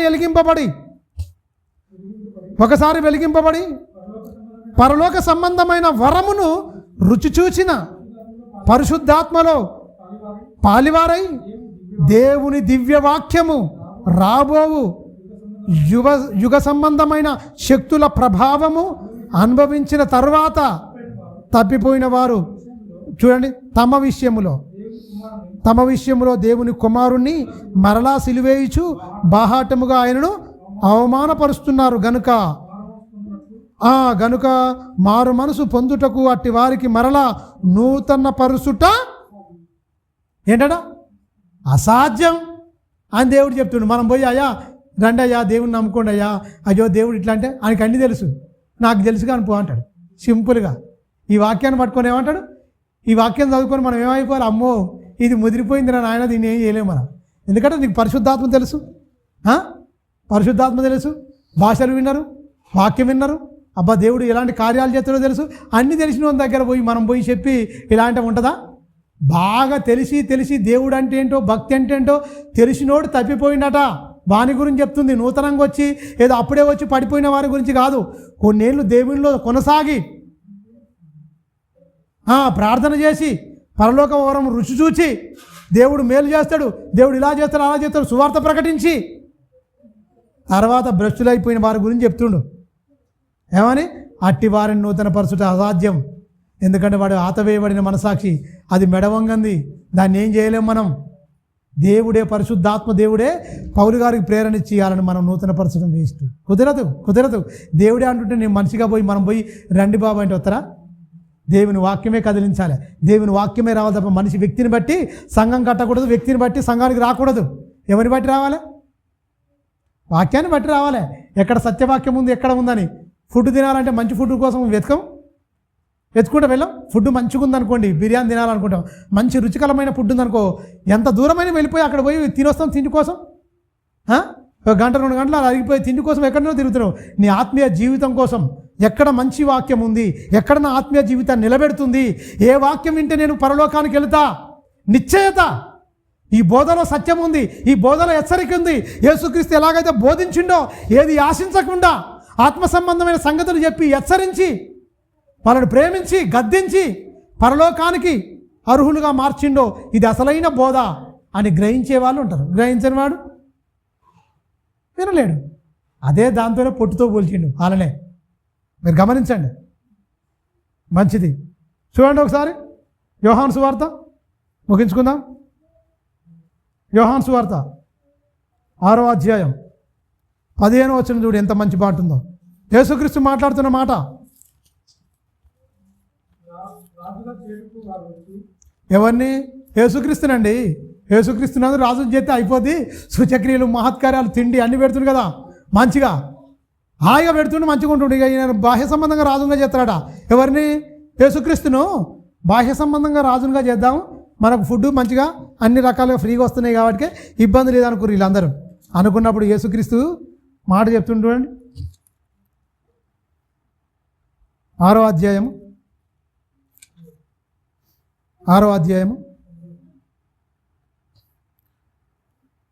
14 నుంచి చదువుకుందాం. 14 అయితే మనకు చాలా మంచిగా ఉంటుంది. ఆ మనుషుడు యేసు చేసే సూచక్రియలను చూచి నిజముగా ఈ లోకమునకు రాబో ప్రవక్త ఈయనే అని చెప్పుకున్నది. బాగా గమనించండి. ఎందుకు ఈయన చేస్తుంటే మనకు క్లారిటీ రావాలి కదా. యేసుక్రీస్తు సూచక్రియలు మహత్కారాలు చేస్తుంటే అమ్మో ఈయన నిజంగా ప్రవక్తే. మోషే ఏమన్నాడండి? నా వంటి ప్రవక్త మీ సహోదరులో పుట్టిస్తా. మోషేను గుర్తు చేస్తుండు. మోషే ఎలాంటి అద్భుత కార్యాలు చేయించిండు? ఎర్ర సముద్రాన్ని పాయలు చేసిండు. చేదుగా ఉన్న నీళ్ళను మారాను ఏం చేసిండు? మధురంగా మార్చిండు. ఆకాశం నుండి పూరేళ్ళను సముద్రం నుంచి పూరేళ్ళు వచ్చినాయి. ఆకాశాన్ని మన్నాను కురిపించిండు. మొత్తం సమృద్ధిగా చేసిండు. మొత్తం యేసుక్రీస్తు కూడా గొప్పగా ఇలా ఫుడ్ పెడుతుండు. మొత్తం 2 చేపలు 5 రొట్టెలైనా 5,000 మంది పురుషులే తిన్నారు. ఇక విపరీతంగా ఇంకా 12 గంపలు ఎత్తారు. స్త్రీలు లెక్క తీసుకోలేదు. 5,000 మంది పురుషులే అన్నారు. ఇంకా స్త్రీలకినే ఉన్నారు, పిల్లలకి వాళ్ళని లెక్క తీసుకోలే. అయినా కూడా 12 గంపలు మిగిలిపోయినాయి. 12 గంపలు మిగిలిపోయినాయి. మీరు గమనించండి. ఇన్ని సూచక్రియలు ఇన్ని అద్భుతాలు చేస్తుంటే ఏమిటి? అబ్బా ముట్టుకున్నా పట్టుకున్నా మాట చెప్పినా కూడా స్వస్థతే, చెంగు ముట్టుకున్నా కూడా స్వస్థతే. ఇన్ని మహత్కార్యాలు ఇన్ని గొప్ప కార్యాలు జరుగుతున్నాయి. ఇంత మంచిగా ఉన్నాడు. ఇక ఈయన్నే రాజుగా పెట్టుకుంటే అయిపోద్ది కదా. అప్పుడు ఎవరు? రోమా ప్రభుత్వం ఉంది. ఈయన ఈ సూచక్రియల ద్వారా వాళ్ళు చచ్చిపోవును కాక అంటే ప్రవచిస్తే వాళ్ళు చచ్చిపోతుండొచ్చు యుద్ధం లేకుండా. ఈయన ఇలాంటివి చేస్తుంటే ఏమనిపిస్తుంది? ఏదైనా చేస్తుంది. అలా సైన్యం వస్తే ఈయన వచ్చి ఇలా ప్రార్థన చేస్తే అందరూ అలా గుర్రాలు కానీ వాళ్ళు ఏదైతే ఉందో సైన్యం మొత్తం సంపేతుడు అయిపోద్ది అనుకున్నారు వీళ్ళు. రాజుగా చేయడం అంటే ఉద్దేశం ఏంటి? వీళ్ళ కింద మేము పన్నులు కట్టుకుంటే ఇవన్నీ చేస్తున్నాం, ఈయన దగ్గర అయితే మొత్తం ఫ్రీ. వాళ్ళకేం చేయాలి? పన్నులు కట్టాలి, వాళ్ళ కింద లోబడి ఉండాలి. అవునా కదా? రోమ ప్రభుత్వం కింద పన్నులు కట్టుకుంటూ అక్కడ ఏ రోజు ఉన్నాడు? పిలాతు ఉన్నాడు, వీళ్ళిద్దరు ఉన్నాడు. అయితే ఈ రాజుల కింద మేము ఎందుకు ఉండాలి? వీళ్ళకి ఈ పన్నులు ఎందుకు కట్టాలి? ఇవన్నీ ఎందుకు చేయాలి? ఈయన రోగం వచ్చిందనుకో రోగం పోతుంది, ఆకలి అయిందనుకో అన్నం పెడుతున్నాడు, మంచిగా ఇబ్బంది లేకుంటుంది. ఇక ఇలాంటి రాజుగా చేసుకుంటే మనకు పండగ, ఇక రోజు పండగే, ప్రతిరోజు మనకు పండగే అని బాహ్య సంబంధంగా ఆలోచించిరా లేదా? ఎప్పుడు వచ్చింది? ఈయన ఈ సూచక్రియలు మహత్కార్యాలు చేస్తుంటే ఇలా ఆలోచన. ఇలాంటి రాజుగా చెప్తే మన జీవితం ఎంత బాగుంటుందో. ఎవడన్నా యుద్ధం చేస్తేందుకు వచ్చినా కూడా వాళ్ళు కత్తులు, బల్లాలు, డాలులు ఎన్ని తెచ్చుకొని వచ్చినా కూడా ఒక్క మాట సెలవిస్తే అయిపోద్ది అంతే. వాళ్ళందరూ అలాగనే అయిపోతారు మొత్తం. మనం యుద్ధం చేయకుండా పర్లేదు. మోసే యుద్ధం చేసిండు, ఏమన్నా తక్కువ చెప్తే అయిపోయింది మొత్తం. ఎరుకో గోడలు పడిపోయినాయి చూడలే, ఖచ్చితంగా ఎర్ర సముద్రమే పాయలైపోయింది. ఇప్పుడు చూసిన పరో సైన్యం మళ్ళీ చూడరని చెప్పిండు, అలాగనే మునిగిపోలే. వీళ్ళని కూడా అందరూ అలాగనే చంపేస్తారు అనుకున్నారు పాపం. రాజుని చేస్తే ఎవరు? యేసుక్రీస్తు. కిందకి చూడండి ఏమంటున్నాడుగా 15వ వచనం, రాజుగా చేయుటకు వారు వచ్చి తమను బలవంతంగా పట్టుకొనబోయిరి. ఎవరినండి? ఇష్టపడ్డా? మనాలు ఏంటంటే ఎవడు సన్మానిస్తాడో, ఎవడు పొగుడుతాడో, ఎవడు సాల్వ కప్పుతాడో చూస్తారు, మొత్తం కాసుకొని ఉంటారు. ఎవడు పొగుడుతాడు, ఎవడు సలవేస్తాడు, ఎవడు దండ పెడతాడు. ఈయన పారిపోతుండేదండి యేసుక్రీస్తు. నీ సన్మానాలు సత్కారాలు నాకు కాదు, నేను చెప్పేదేమో పరలోకం గురించి చెప్తే మీరు భూలోకంగా నన్ను రాజుని చెప్తుండండి. నేను ముల్లోకానికి రాజును, భూమి మీదకి ఒక్కరికి భూమికి మీ జనులకే రాజును కాదు, పరలోకానికి, భూలోకానికి, పాతాల లోకానికి, ముల్లోకాల మహాచక్రవర్తి నేను. మీరేంటారు మీ ఒక్కరికే రాజునా? నేను యూదులకే రాజునా? ప్రపంచ సర్వ మానవాళి కోసం రాజును, సృష్టికర్తను, మొత్తం విశ్వానికే రాజును నేను మొత్తం. అంటే 3 లోకాలు కదా, పరలోకము, భూలోకము, పాతాల లోకం. ముల్లోకాల మీద సర్వాధికారం ఎవరికి ఉంది? యేసుక్రీస్తుకుంది. వీళ్ళేం చెప్తారు? మా యూదులకే అధికారిగా ఉండు, రాజుగా ఉండని వీళ్ళు అంటారు. ఎడ్డి మొక్కలు చూడు ఎలా ఉండదు వీళ్ళ కథ. నువ్వు మా వాటికైతే ఉంటే చాలు, అందరికా కొందరికా యేసుక్రీస్తు అందరికీ. అందుకని వీళ్ళు ఏమన్నారు? రాజుగా చేయుటకు పట్టుకొని చూసిరు. అప్పుడు ఏం చేసి చూడండి, పట్టుకొని పోచుండగా యేసు తిరిగి మరలా కొండకు ఒంటరిగా వెళ్ళాను. ఏంది ఆయన బాధ? ఒంటరిగా వెళ్ళిపోయాడండి, ఒంటరిగానే వెళ్ళిపోతుండు. ఏమీ కోరుకోలేనివాడు. సత్కారాలు, సన్మానాలు దూరం పెట్టిన యేసుక్రీస్తు మనసుందా? మీరు గమనించండి. శాల్వాలు కప్పుకొని, కోట్లు వేసుకొని, సూట్లు వేసుకొని, రంగురంగుల లైట్లలో మెరుచుకుంటా, అది పబ్బో తెలియదు, మందిరమో తెలియదు, మందిరం అనుకున్న విశిష్టత మొత్తం దెబ్బతినేటట్టుగా భ్రష్టులుగా మారిపోయారు. మీరు గమనించండి, పబ్బులాగా మారిపోయిందండి. ఆ లైట్లు ఇటు తిప్పి అటు తిప్పి రంగురంగుల లైట్లో ఏందో మారు మనసు లేని పని. గెంతులేసుడు, అందరూ ఎగురుతూనే ఉన్నారు, ఆడోళ్ళు మొగోళ్ళు మొత్తం ఇలా ఊపిడేందో మరి, ఎవడు ఊపిడో నాకు తెలియదు మరి. తబాలను ఊపిడేందండి, కచ్చిప్పులు ఊపిడేందండి, ఇలా ఎగురుడేందండి.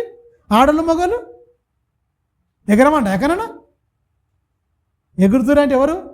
అది భ్రష్టునికి సంబంధించింది. ఎగురుడు, గెంతులేసుడు, అల్లరి, ఆటపాటలు, ప్రతి అల్లరితో కూడిన ఆటపాటలు, ప్రతి నీచ కార్యము జరుగుతుంది. అది పరిశుద్ధులకు, అంటే పరిశుద్ధుల సంఘములు అన్నిటికీ ఏంటి సమాధానకర్త కానీ అల్లరికర్త కాడు. పరిశుద్ధాత్మ దేవుడు వస్తే ఈ సంఘాలకు వచ్చిండనుకో, నిజంగా జరిగిందనుకో, పరిశుద్ధాత్ముడు సైలెంట్గా ఉంటారు, దేవుని వాక్యం వింటారు, మంచిగా ప్రార్థన చేసుకుంటూ మంచిగా వెళ్ళిపోతారు.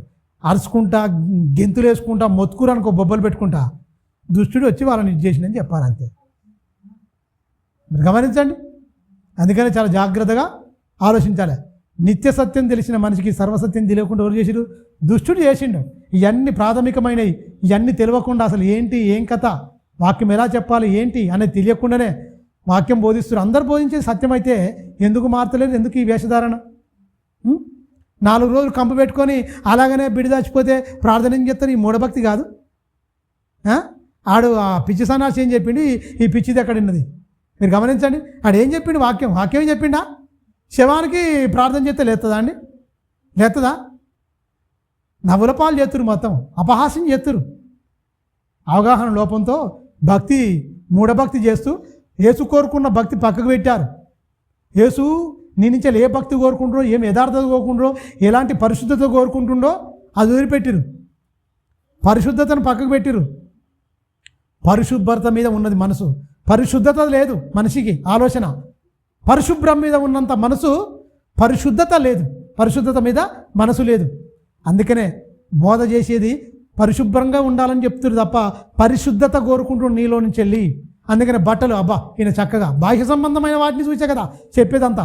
మనిషి మొత్తం బాహ్య సంబంధమైన దాని మీదే కదా చెప్పేదంతా వాక్యం.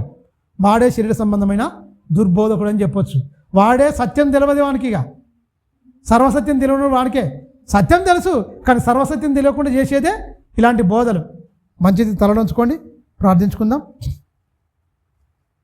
పరిశుద్ధుడైన మా కన్న తండ్రి, కొన్ని విషయాలు నీ పిల్లలకు చెప్పాను తండ్రి. చెప్పబడిన ప్రతి మాట విన్నరు. విని వాళ్ళ హృదయంలో పలక మీద ముద్రించుకొని తండ్రి, మా ప్రవర్తన అంతటి మీద నిన్ను అధికారిగా ఒప్పుకుంటూ మా చివరి శ్వాస ఉన్నంత వరకు నమ్మకమైన బిడ్డలుగా ముందుకు కదిలే భాగ్యాన్ని దయచేయండి. మమ్మల్ని రక్షించడానికి, మమ్మల్ని పరలోకాన్ని చేర్చడానికి నాయన మహిమ దేహాన్ని విడిచిపెట్టి మట్టి దేహాన్ని ధరించుకొని 33 సంవత్సరాలు ఈ భూమి మీద నడియాడి నశించిపోతున్న అనేకులను మరే వెతికి రక్షించి పరలోకం వైపు నడిపించడానికి అనేకమైన ప్రాంతాలు తిరిగి ప్రార్థించి బోధించి సమీకరించి పాపము నుంచి వెళ్ళి శాపము నుంచి వెళ్ళి విడిపించడానికి ఆ కలవరి శిలువలో మా కోసం నా కోసం బలియాగం తండ్రి నీ కుమారుడు క్రీస్తును బలియాగం చేయించావు నాయనా. నీ ప్రేమ, నీ కుమారుని త్యాగము, పరిశుద్ధాత్మ నడిపింపు నాయనా, మీ ముగ్గురి ఉద్దేశాల చొప్పున మా బ్రతుకుని ఉండాలి తప్ప నాయనా పరిశుద్ధాత్మలోని ఆనందాన్ని మేము అనుభవించే భాగ్యాన్ని మాకు ఇస్తున్నందుకై నీకే మేము చెల్లిస్తున్నాం. క్రీస్తు త్యాగాన్ని గుర్తించి నమ్మకంగా బ్రతకడానికి ఇచ్చిన నిరీక్షణకై కృతజ్ఞత సూత్రం చెల్లిస్తున్నాం. ఇదిగో నాయన నీ సంకల్పం తండ్రి, నీ ఉద్దేశము తండ్రి గ్రహించడానికి మా మనోనేత్రములు, మా చెవులను, మా హృదయాలను తెరిచినందుకై కృతజ్ఞత సూత్రములు క్రీస్తు ద్వారా చెల్లిస్తూ ఈ మాటలు నీ పిల్లల హృదయాల్లో పదిలపరచమని నిండు మనసుతో వేడుకుంటూ క్రీస్తునామాని ప్రార్థన అడుగుతున్నాను తండ్రి, ఆమెన్. ప్రభునామమున అందరికీ వందనాలు. క్రీస్తులో శుభాలు.